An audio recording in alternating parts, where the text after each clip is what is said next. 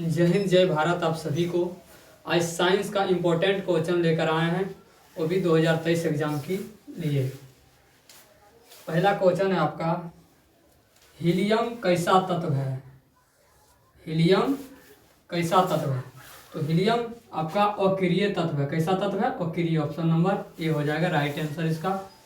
इसी में अगर पूछ दिया जाए आपसे, नहीं अक्रिय तत्वों की संख्या कितनी होती है, तो अक्रिय तत्वों की संख्या 6 होती है। अक्रिय तत्व कितने हैं? 6।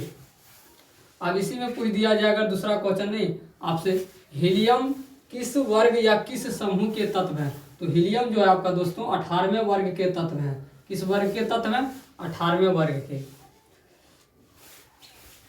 नहीं अगर आपसे पूछा जाए कि सबसे क्रियाशील धातु कौन होते हैं, सबसे क्रियाशील धातु क्या होते हैं, तो भाई सबसे क्रियाशील धातु होता है पोटेशियम। क्या होता है? पोटेशियम। इसी में ऑप्शन में आपका आया उदासीन। तो उदासीन विलयन का आपका पीएच मान होता है 7। उदासीन विलयन का पीएच मान क्या होता है? 7 होता है।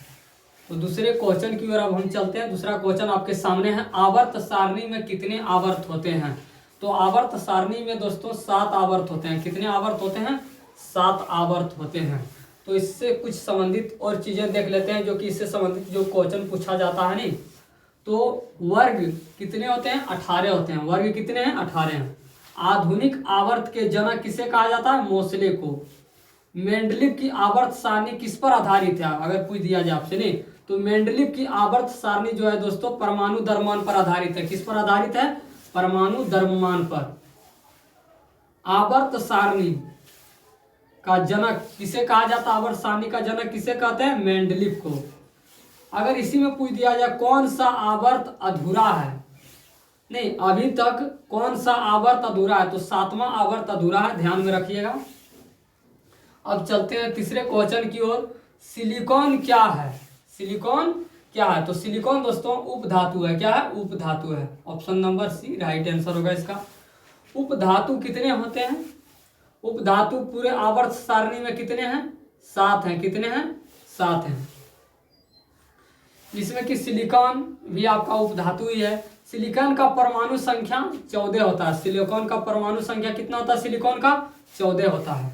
चलिए अब नेक्स्ट क्वेश्चन, चौथा क्वेश्चन की ओर चलते हैं।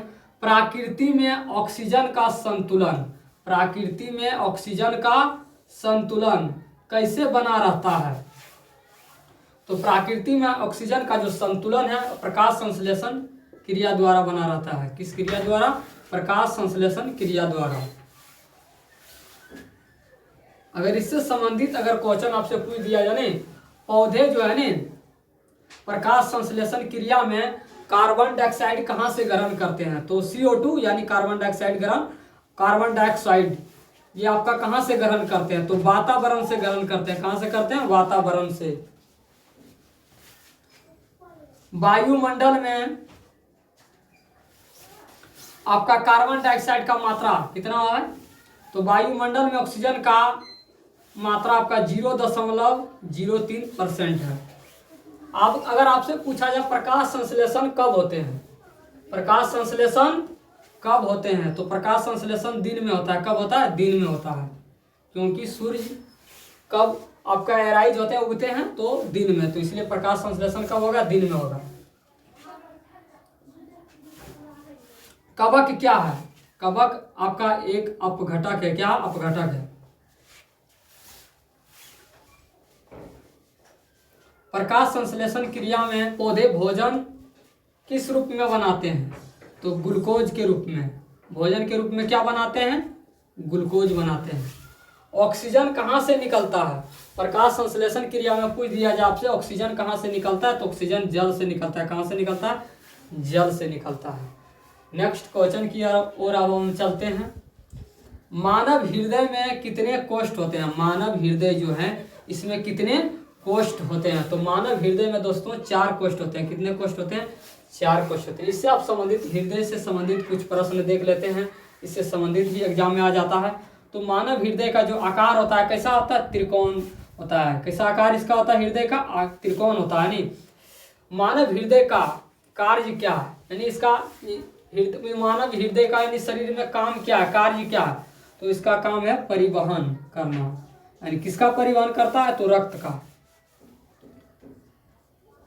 शरीर में रक्त जो है ना आपका परसेंटेज के अनुसार है, यानी प्रतिशत के आधार पर कितने होते हैं शरीर, नहीं तो 7% होता है। कितना होता है 7%।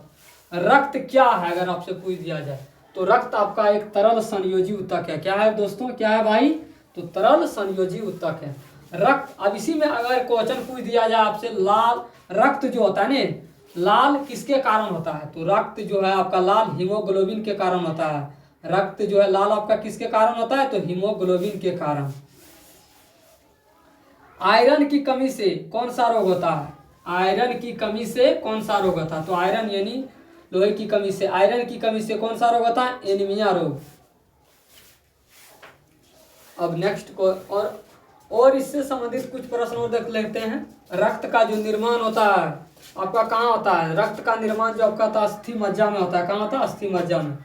शरीर में रक्त जो है आपका नहीं कितना होता है, तो शरीर में जो रक्त है आपका 5 से 6 लीटर होता है। कितना होता है, 5 से 6 लीटर। अब नेक्स्ट क्वेश्चन की ओर चलते हैं। कृत्रिम वृक्क किन अपशिष्ट उत्पादों को रुधिर से अपवहन द्वारा पृथक करता है। कृत्रिम वृक्क जो है, बनावट वृक्क जो है नहीं, अपशिष्ट उत्पादों को रुधिर से अपवहन द्वारा पृथक करता है।